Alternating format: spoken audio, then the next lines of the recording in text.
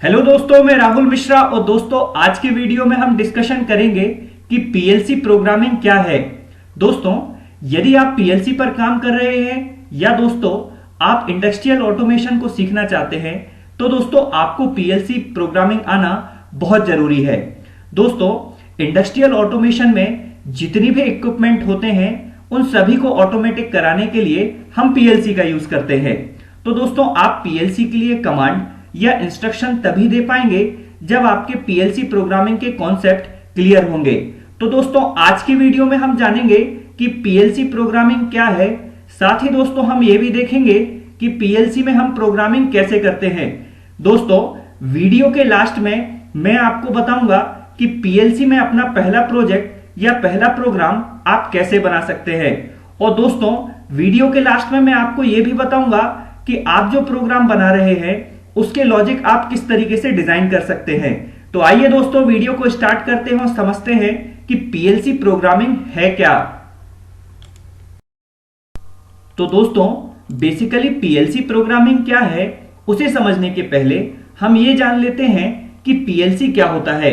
दोस्तों, बेसिकली जो पीएलसी है इसका फुल फॉर्म होता है प्रोग्रामेबल लॉजिक कंट्रोलर। तो दोस्तों इस तरीके से पीएलसी एक कंट्रोलर है या दोस्तों पीएलसी एक मिनी कंप्यूटर है जिसका यूज इंडस्ट्रियल ऑटोमेशन में किया जाता है। अब दोस्तों हम ये जान लेते हैं कि पीएलसी काम कैसे करता है। तो दोस्तों बेसिकली कुछ इनपुट्स होते हैं जैसे कि सेंसर्स, ये दोस्तों पीएलसी से कनेक्टेड होते हैं। वैसे ही दोस्तों कुछ आउटपुट होते हैं जैसे कि रिले, ये भी पीएलसी से कनेक्टेड होते हैं। तो दोस्तों इस तरीके से इनपुट पीएलसी से कनेक्टेड होते हैं और दोस्तों आउटपुट भी पीएलसी से कनेक्टेड होते हैं। दोस्तों बेसिकली पीएलसी का काम क्या होता है, इनपुट के रिस्पेक्ट में आउटपुट को कंट्रोल करना। दोस्तों यदि हम एग्जांपल के माध्यम से समझें कि यदि इनपुट हाई या लो होगा तो उसके रिस्पेक्ट में आउटपुट को हाई या लो करने का काम पीएलसी का होता है। दोस्तों ये जो हम इंस्ट्रक्शन देते हैं इसी को हम प्रोग्रामिंग कहते हैं। दोस्तों बेसिकली पीएलसी प्रोग्रामिंग क्या है, तो दोस्तों यदि मैं इसको सरल भाषा में बोलूं, पीएलसी प्रोग्रामिंग बेसिकली कमांड या इंस्ट्रक्शन का ग्रुप है जिसके जरिए हम पीएलसी को किसी टाइप का कोई कमांड देते हैं। तो दोस्तों पीएलसी प्रोग्रामिंग बेसिकली पीएलसी को कमांड देने के लिए यूज की जाती है। आइए दोस्तों अब हम समझ लेते हैं कि हम पीएलसी में प्रोग्रामिंग करते कैसे हैं।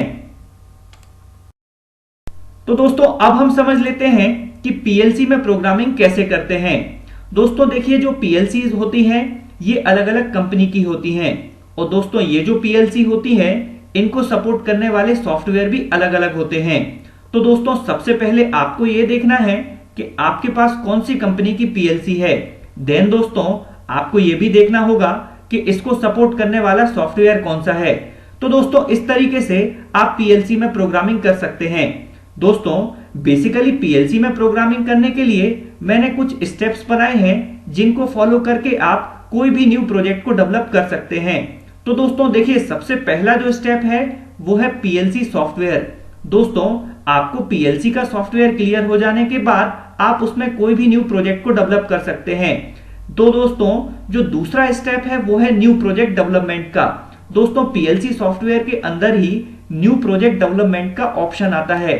दोस्तों ये जो न्यू प्रोजेक्ट होता है इसके अंदर ही आप जो भी प्रोग्राम कर रहे हैं वो सेव होता है। देन दोस्तों अगला तीसरा जो स्टेप आता है वो आता है मॉडल सिलेक्शन का।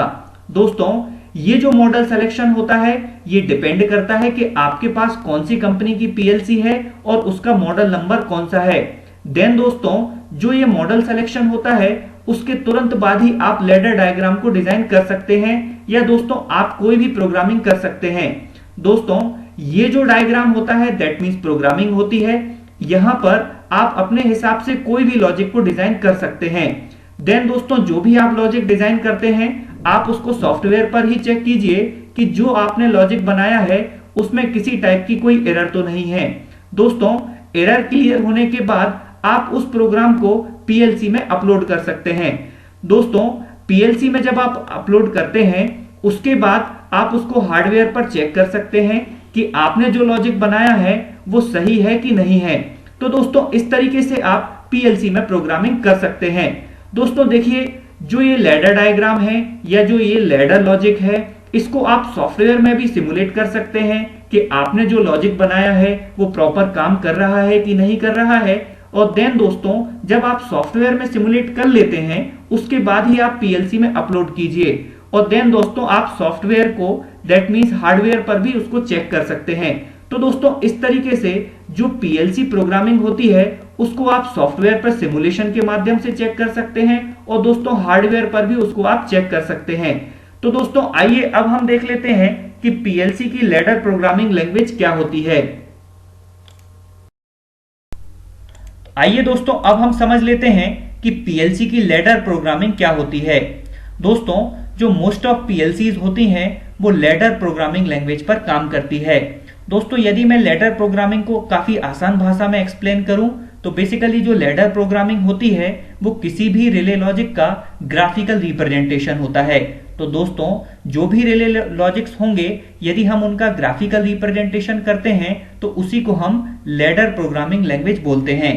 दोस्तों, बेसिकली लैडर प्रोग्रामिंग जो लैंग्वेज होता है इसमें लेफ्ट या राइट रेल्स होते हैं। दोस्तों, ये जो रेल्स होते हैं इनके बीच में हम रंग को कनेक्ट करते हैं। दोस्तों, ये जो रंग्स होते हैं इनमें हम इनपुट और आउटपुट को कनेक्ट करते हैं। तो दोस्तों, इस तरीके से इनपुट और आउटपुट आपस में कनेक्टेड होते हैं। दोस्तों, यदि हम 2 इनपुट या 3 इनपुट को आपस में सीरियल या पैरेलली कनेक्ट करते हैं, इससे जो आउटपुट लॉजिक चेंज होते हैं इन्हीं को हम पीएलसी के लॉजिक्स बोलते हैं। दोस्तों, बेसिकली यदि आप पीएलसी में प्रोग्रामिंग कर रहे हैं और यदि आप शुरुआती तौर पर प्रोग्रामिंग को सीखना चाहते हैं तो एंड गेट, और गेट और नॉट गेट के जो ऑपरेशन हैं उनको आप लैडर प्रोग्रामिंग के माध्यम से डिजाइन कर सकते हैं। आइए दोस्तों, अब हम समझ लेते हैं कि पीएलसी की जो लैडर प्रोग्रामिंग लैंग्वेज होती है उसमें हम एनओ और एनसी लॉजिक का किस तरीके से यूज करते हैं। तो दोस्तों, यदि आप पीएलसी की प्रोग्रामिंग करना चाहते हैं तो आपको पहले यह जानना होगा कि जो हमारे पास पीएलसीज होती हैं उनमें इनपुट और आउटपुट किस तरीके के होते हैं। दोस्तों, कुछ जो पीएलसीज होती हैं उनमें डिजिटल इनपुट और डिजिटल आउटपुट होते हैं। वैसे ही दोस्तों, कुछ जो पीएलसीज होती हैं उनमें एनालॉग इनपुट या एनालॉग आउटपुट होते हैं। दोस्तों, यदि आप पीएलसी के बेसिक्स को जानना चाहते हैं तो दोस्तों आपको सबसे पहले काम करना आना चाहिए डिजिटल इनपुट और डिजिटल आउटपुट पर। दोस्तों, यदि आप पीएलसी की लैडर प्रोग्रामिंग लैंग्वेज करते हैं तो दोस्तों आपको ये कॉन्सेप्ट क्लियर होना चाहिए कि जो लैडर प्रोग्रामिंग लैंग्वेज होती है उनमें हम इनपुट और आउटपुट को किस तरीके से डिसाइड करते हैं या डिफाइन करते हैं।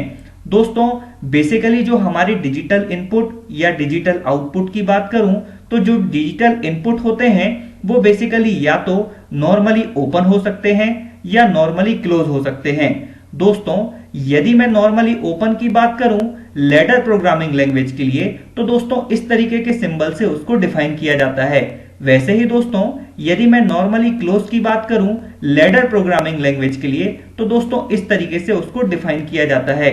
दोस्तों, वैसे ही यदि मैं लैडर प्रोग्रामिंग लैंग्वेज के लिए आउटपुट को डिफाइन करता हूं तो दोस्तों इस तरीके के सिंबल से उसको रिप्रेजेंट किया जाता है। दोस्तों देखिए, जो लैडर प्रोग्रामिंग लैंग्वेज होती है यदि उसके बेसिक कॉन्सेप्ट को यदि मैं बोलूं तो वो बेसिकली एनओ और एनसी के कॉन्सेप्ट पर काम करता है।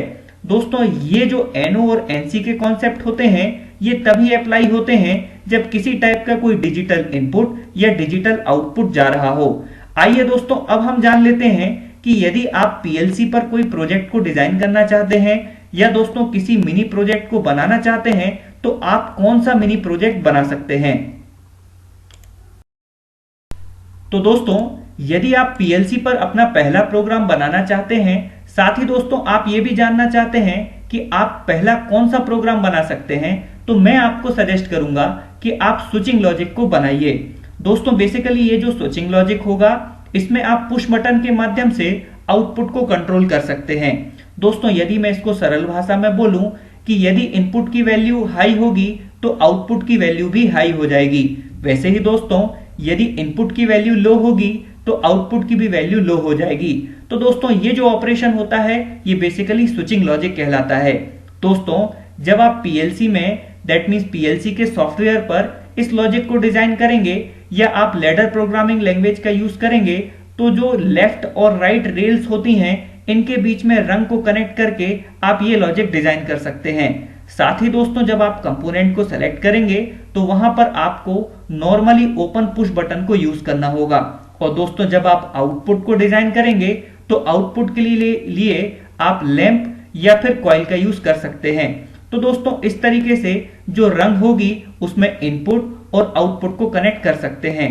दोस्तों जब आप सॉफ्टवेयर में सिमुलेट करेंगे तो आप वहां पर चेक कीजिए कि आपने जो लॉजिक बनाया है ये प्रॉपरली काम कर रहा है कि नहीं कर रहा है। दोस्तों किसी टाइप की कोई एरर होने पर आप एरर को भी रिजॉल्व कर सकते हैं और सॉफ्टवेयर पर इसको वैलिडेट कर सकते हैं या सिमुलेशन कर सकते हैं। दोस्तों जब सॉफ्टवेयर में सिमुलेशन हो जाता है तो दोस्तों देन इसको पीएलसी में अपलोड करके आप हार्डवेयर पर इसकी टेस्टिंग कर सकते हैं। तो दोस्तों इस तरीके से आप पीएलसी पर अपना पहला प्रोग्राम बना सकते हैं। दोस्तों बेसिकली इस वीडियो में आपने देखा कि पीएलसी की प्रोग्रामिंग क्या होती है और पीएलसी की लैडर प्रोग्रामिंग क्या होती है और किस तरीके से आप पीएलसी में अपना पहला प्रोजेक्ट डेवलप कर सकते हैं। दोस्तों पीएलसी से रिलेटेड आगे टेक्निकल वीडियो देखने के लिए हमारे चैनल को लाइक करें, सब्सक्राइब करें और बेल आइकन पर क्लिक करें। Thank you and good wishes दोस्तों।